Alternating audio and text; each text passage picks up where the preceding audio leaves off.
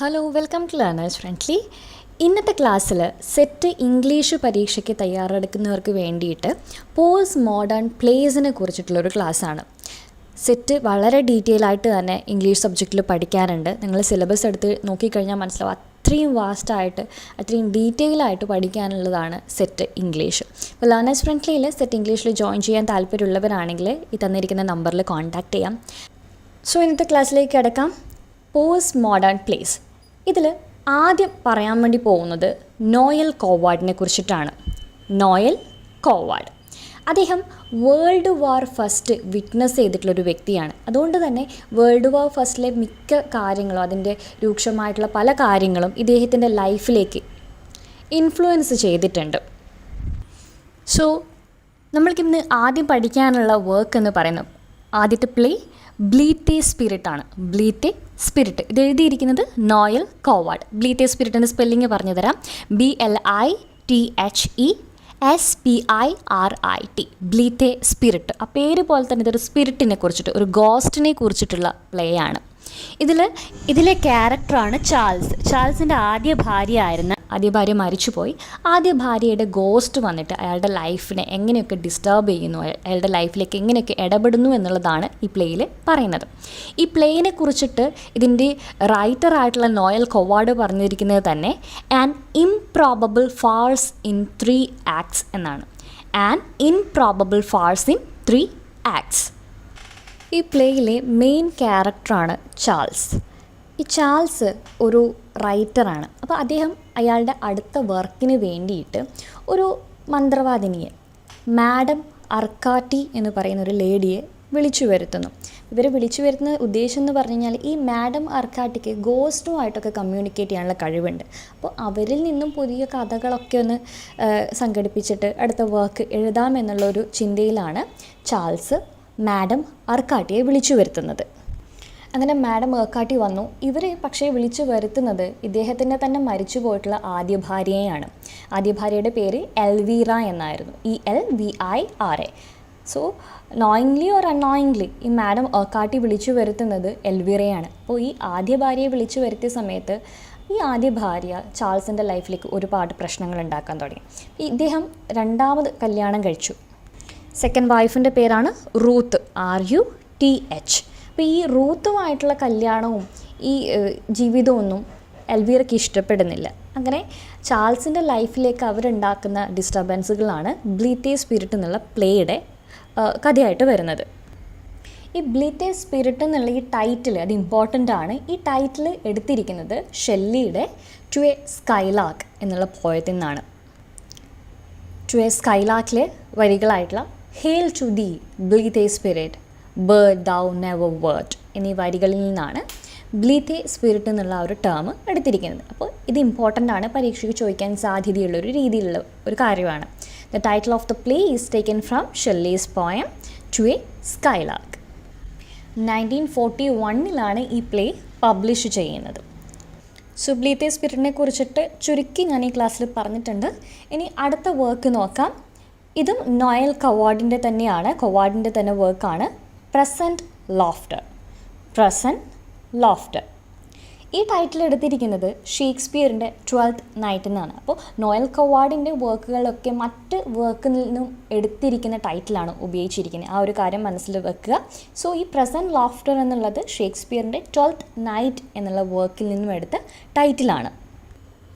ഇത് 1939 ഈ വർക്ക് എഴുതുന്നത്. ഇതൊരു കോമിക് പ്ലേ ആണ്. പക്ഷെ 1939 എഴുതിയെങ്കിലും ഇത് 1942 വരെയും പബ്ലിഷ് ചെയ്തിട്ടില്ല. അത് സ്റ്റേജിൽ പ്രസൻറ്റ് ചെയ്തിട്ടില്ല. അപ്പോൾ ഇത്രയും വർഷക്കാലം ഇത് എഴുതിയെങ്കിലും പ്രസൻറ്റ് ചെയ്യാൻ സാധിച്ചിരുന്നില്ല. അതിന് കാരണം സെക്കൻഡ് വേൾഡ് വാർ ആയിരുന്നു. സെക്കൻഡ് വേൾഡ് വാർ വരികയും ആ സമയത്ത് തിയേറ്ററൊക്കെ ക്ലോസ് ആവുകയും ചെയ്തു. ഈ വർക്കിലെ മെയിൻ ക്യാരക്ടറായിട്ട് വരുന്നത് ഗാരി എസൻഡൈൻ ആണ്. അദ്ദേഹം ഒരു കോമഡി ആക്ടറാണ്. ഓക്കെ, ദെൻ നോയൽ കോവാർഡിൻ്റെ 2 വർക്കുകളെ കുറിച്ചിട്ട് നമ്മൾ പറഞ്ഞു. ബ്ലീത്തെ സ്പിരിറ്റിനെ കുറിച്ചിട്ടും പ്രസൻറ്റ് ലോഫ്റ്ററിനെ കുറിച്ചിട്ടും. ഇതിൽ രണ്ടിലും ഇമ്പോർട്ടൻ്റ് ആയിട്ടുള്ള കാര്യം എന്ന് വെച്ച് കഴിഞ്ഞാൽ ഷേക്സ്പിയറിൻ്റെ വർക്കുമായിട്ടുള്ള റിലേഷനാണ്. ഷേക്സ്പിയർ ആൻഡ് ഷെല്ലിയുടെ വർക്കുമായിട്ട്. സോ ഇനി നമുക്ക് അടുത്ത പ്ലേ റൈറ്റിലേക്ക് കടക്കാം. Christopher Fry. അദ്ദേഹം ഒരു ബ്രിട്ടീഷ് പ്ലേ റൈറ്റാണ്. ക്രിസ്റ്റോഫർ ഫ്രൈയുടെ the lady is not for ബറിയിങ് എന്നുള്ള വർക്ക് വളരെ ഇമ്പോർട്ടൻ്റ് ആണ്. ഇത് ജീവിതവും മരണവും തമ്മിലുള്ള കണക്ഷനൊക്കെ പറയുന്നതാണ്. ഇതിൽ കഥാപാത്രം എന്ന് പറയുന്ന ഒരു സോൾജിയറാണ്. അദ്ദേഹം വേൾഡ് വാർ ഫസ്റ്റിൽ പങ്കെടുത്തിട്ടുള്ളൊരു സോൾജിയറാണ്. അദ്ദേഹത്തിന് മരിക്കണം. അതേ സമയത്ത് തന്നെ ഈ പ്ലേയിൽ വരുന്ന മറ്റൊരു ക്യാരക്ടർ എന്ന് പറയുന്നത് ഒരു വിച്ചാണ്. ആ വിച്ചിനാണെങ്കിൽ ജീവിക്കണം. അപ്പോൾ രണ്ടുപേരും രണ്ട് തരത്തിലുള്ള ആഗ്രഹമുള്ള ആൾക്കാരാണ്.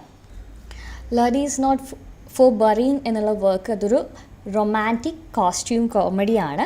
1400 ഇത് സെറ്റ് ചെയ്തിരിക്കുന്നത്. അതായത് എഴുതിയിരിക്കുന്നതല്ല ഈ ഒരു കഥ നടക്കുന്നത്.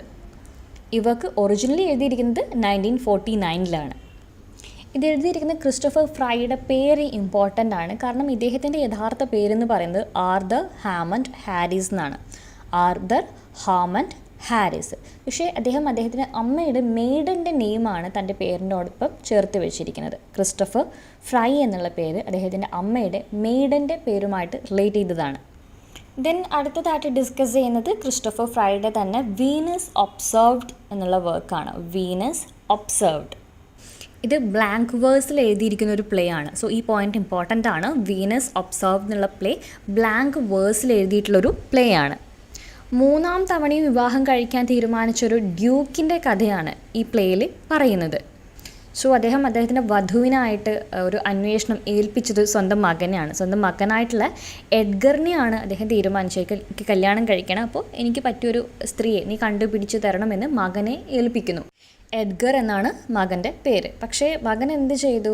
അച്ഛന് വേണ്ടി കണ്ടുപിടിച്ച പെൺകുട്ടിയെ അവൻ ഇഷ്ടപ്പെടുന്നു. അപ്പോൾ അതാണ് ഈ വീനസ് ഒബ്സർവ്ഡ് എന്നുള്ള പ്ലേയുടെ തീമായിട്ട് വരുന്നത്. സോ നമ്മളിപ്പോൾ 2 റൈറ്റേഴ്സിനെ കുറിച്ച് പറഞ്ഞിട്ടുണ്ട്. ഈ ക്ലാസ്സിൽ വളരെ ബ്രീഫായിട്ടുള്ള കാര്യങ്ങൾ മാത്രമേ പറയുന്നുള്ളൂ. കോഴ്സിൽ ഡീറ്റെയിൽ ആയിട്ടുള്ള മോക്ക് ടെസ്റ്റുകളും ക്ലാസ്സൊക്കെ അറ്റൻഡ് ചെയ്യാൻ വേണ്ടി പറ്റും. നമ്മളിപ്പോൾ ഇത്രയും നേരം പറഞ്ഞിരിക്കുന്നത് നോയൽ ഖൊവാർഡിനെ കുറിച്ചിട്ടും ക്രിസ്റ്റോഫർ ഫ്രൈനെ കുറിച്ചിട്ടുമാണ്. ഇനി അടുത്തതായിട്ട് പറയാൻ വേണ്ടി പോകുന്നത് ഹാരോൾഡ് പിൻറ്ററിനെ കുറിച്ചിട്ടാണ്. പോസ്റ്റ് മോഡേൺ പ്ലേസിൽ വളരെ ഇമ്പോർട്ടൻ്റ് ആയിട്ടുള്ളൊരു ഫിഗറാണ് ഹാരോൾഡ് പിൻറ്റർ. ഹാരോൾഡ് പിൻറ്ററിനെ കുറിച്ചിട്ട് വളരെ അധികം ചോദിച്ച് കാണുന്നുള്ള ക്വസ്റ്റ്യൻസ് 2 റൈറ്ററിനെ സംബന്ധിച്ചിട്ടാണ്. അതായത് മറ്റ് 2 റൈറ്റേഴ്സുമായിട്ട് അസോസിയേറ്റ് ചെയ്തിട്ട് ഹാരോൾഡ് പിൻറ്ററിനെ കുറിച്ചിട്ട് ഒരുപാട് ചോദ്യങ്ങൾ ചോദിച്ചിട്ടുണ്ട്. അതിലൊന്നാണ് ജോൺ ഫൗൾസിൻ്റെ വർക്കായിട്ടുള്ള ഫ്രഞ്ച് ലിറ്റുനൻ വുമണിൻ്റെ സ്ക്രീൻ പ്ലേ എഴുതിയത് ഹാരോൾഡ് പിൻറ്ററാണ്. ഇതിൻ്റെ സ്പെല്ലിങ് ചെക്ക് ചെയ്യുക. LIEUTENANT ഇങ്ങനെയാണ് എഴുതുന്നതെങ്കിലും ലഫ്റ്റനൻ്റ് എന്നാണ് നമ്മൾ പറയാറുള്ളത്. സോ ഫ്രഞ്ച് ലഫ്റ്റനൻറ്റ് വുമൻ എന്നുള്ള വർക്കിൻ്റെ സ്ക്രീൻ പ്ലേ എഴുതിയിരിക്കുന്നത് ഹാരോൾഡ് പിൻറ്ററാണ്. ജോൺ ഫൗൾസിൻ്റെ ഒരു പോസ്റ്റ് മോഡേൺ നോവലാണ് ഫ്രഞ്ച് ലഫ്റ്റനൻറ്റ് വുമൻ. അപ്പോൾ ആ ഒരു നോവൽ ബേസ് ചെയ്തിട്ട് അതിൻ്റെ സ്ക്രീൻ പ്ലേ എഴുതിയിരിക്കുന്നത് ഹാരോൾഡ് പിൻറ്ററാണ്. ഇത് വളരെ ഇമ്പോർട്ടൻ്റ് ആണ്. അതുപോലെ തന്നെ മറ്റൊരു റൈറ്റർ ഇമ്പോർട്ടൻ്റ് ആണെന്ന് പറഞ്ഞല്ലോ. അതാരാണെന്ന് നോക്കാം. സാമുവൽ ബെക്കറ്റിൻ്റെ ക്രാബ്സ് ലാസ്റ്റിംഗ് എന്നുള്ള വർക്കിൽ ഹാരോൾഡ് പിൻറ്റർ അഭിനയിച്ചിട്ടുണ്ട്. സോ ഹാരോൾഡ് പിൻറ്റർ എന്തൊക്കെ ചെയ്തിട്ടുണ്ട്? ജോൺ ഫൗൾസിൻ്റെ നോവലിന് സ്ക്രീൻ പ്ലേ എഴുതിയിട്ടുണ്ട്. അതുപോലെ തന്നെ സാമുവൽ ബെക്കറ്റിൻ്റെ പ്ലേ ആയിട്ടുള്ള ക്രാബ്സ് ലാസ്റ്റിംഗിൽ അഭിനയിച്ചിട്ടുമുണ്ട്. ഓക്കെ, ഇനി നമുക്ക് ഹാരോൾഡ് പിൻറ്ററിൻ്റെ തന്നെ വർക്കിലേക്ക് കടക്കാം. അദ്ദേഹം എഴുതിയിട്ടുള്ള പ്ലേസിലേക്ക് കടക്കാം. അതിൽ ആദ്യം ഡിസ്കസ് ചെയ്യാൻ വേണ്ടി പോകുന്നത് ദ ഹോം കമ്മിങ് എന്നുള്ള പ്ലേനെ കുറിച്ചിട്ടാണ്. ഇതൊരു 2 ആക്ട് പ്ലേ ആണ്. 1964 ഈ പ്ലേ എഴുതുന്നത്. ദെൻ ഇത് ഫസ്റ്റ് പബ്ലിഷ് ചെയ്യുന്നത് 1965. 6 ക്യാരക്ടേഴ്സാണ് ഈ പ്ലേയിൽ വരുന്നത്. ഈ 6 ക്യാരക്ടേഴ്സും ഇമ്പോർട്ടൻ്റ് ആണ്, വളരെ ഇമ്പോർട്ടൻ്റ് ആണ്. ഈ 6ൽ 5 പുരുഷന്മാരാണ്. ഈ 5 പുരുഷന്മാരും ഇൻ്റർ റിലേറ്റഡ് ആയിട്ടുള്ള വ്യക്തികളാണ്. അപ്പോൾ ഇതിൽ ഈ ക്യാരക്ടേഴ്സിൻ്റെ പേര് പഠിക്കാനുണ്ട്, അവരുടെ ജോലി പഠിക്കാനുണ്ട്, അവരുടെ റിലേഷനും പഠിക്കാനുണ്ട്. ഈ 6 ക്യാരക്ടേഴ്സിൻ്റെ പേര് ഞാൻ പറയാം. Max, Lenny, Sam, Joy, Teddy and Ruth. ഈ റൂത്ത് എന്ന് പറയുന്നത് ടെഡിയുടെ വൈഫാണ്. സോ 5 പുരുഷന്മാരും ഒരു സ്ത്രീയും. സ്ത്രീ കഥാപാത്രത്തിൻ്റെ പേര് റൂത്ത് എന്നാണ്. റൂത്ത് ഇതിലെ ക്യാരക്ടറായിട്ടുള്ള ടെഡിയുടെ വൈഫാണ്. ഇതിലെ ക്യാരക്ടേഴ്സിൻ്റെ ജോലിയും അവരുടെ ഏജും ഒക്കെ ഞാനിപ്പോൾ ഇവിടെ എഴുതി കാണിക്കാം. നിങ്ങളൊന്ന് പോസ് ചെയ്തിട്ട് അതൊന്ന് മനസ്സിൽ വെക്കുക, ഒന്ന് വായിച്ച് നോക്കുക. ഇതിൽ മെയിൻ ക്യാരക്ടറായിട്ട് വരുന്നത് മാക്സ് ആണ്. മെയിൻ ക്യാരക്ടർ മാക്സ് അല്ല, എല്ലാവരും ഇമ്പോർട്ടൻ്റ് ആണ്. സോ ഇതിൽ എൽഡറായിട്ട് വരുന്നത് മാക്സ് ആണ്. ഏകദേശം 70 വയസ്സ് പ്രായമുള്ളൊരു വ്യക്തിയാണ് മാക്സ്. ഈ മാക്സിന് അദ്ദേഹം ഒരു റിട്ടയർഡ് ബുച്ചറാണ്. അദ്ദേഹത്തിൻ്റെ ബ്രദറാണ് സാം. ഓക്കെ, മാക്സും സാമും ബ്രദേഴ്സാണ്. ഈ സാമിന് ഏകദേശം ഒരു 63 വയസ്സോളം പ്രായമുണ്ട്.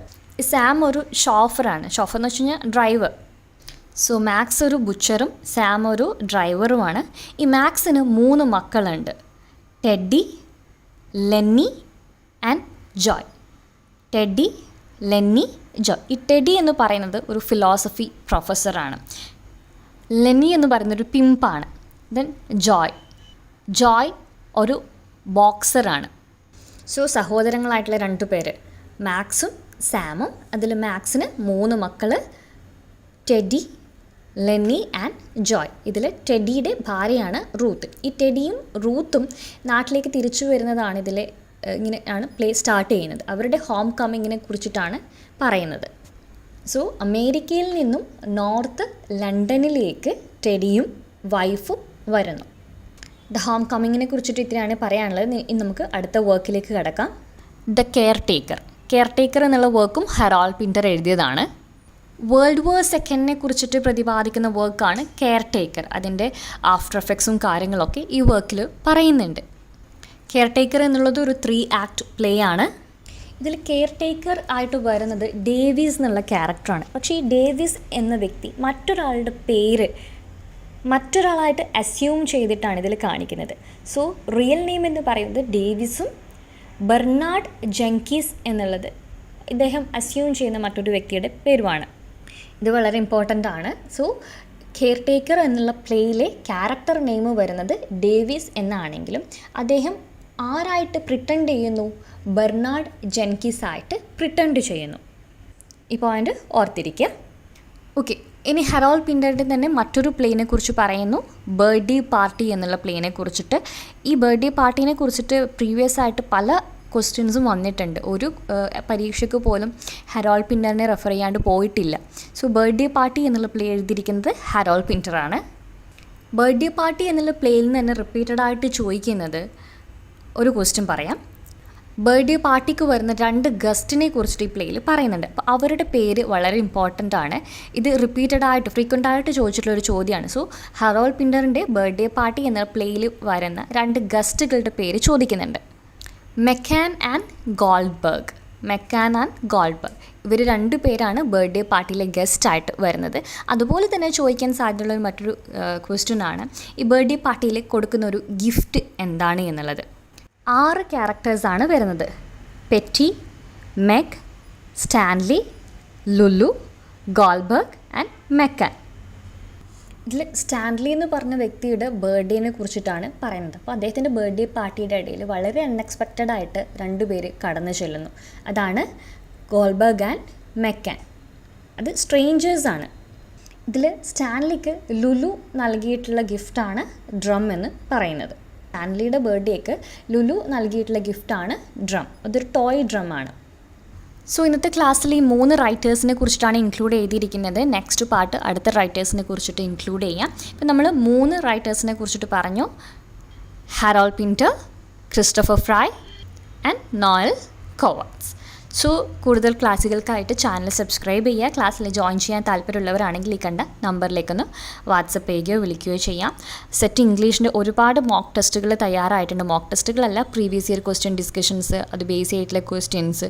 സോ ഇംഗ്ലീഷ് സെറ്റ് ക്ലിയർ ചെയ്യാൻ വേണ്ടിയിട്ടുള്ള നല്ലൊരു ചോയ്സ് തന്നെയായിരിക്കും ലേണേഴ്സ് ഫ്രണ്ട്ലി. അതെനിക്ക് ഉറപ്പ് പറയാൻ വേണ്ടി പറ്റും. So thank you.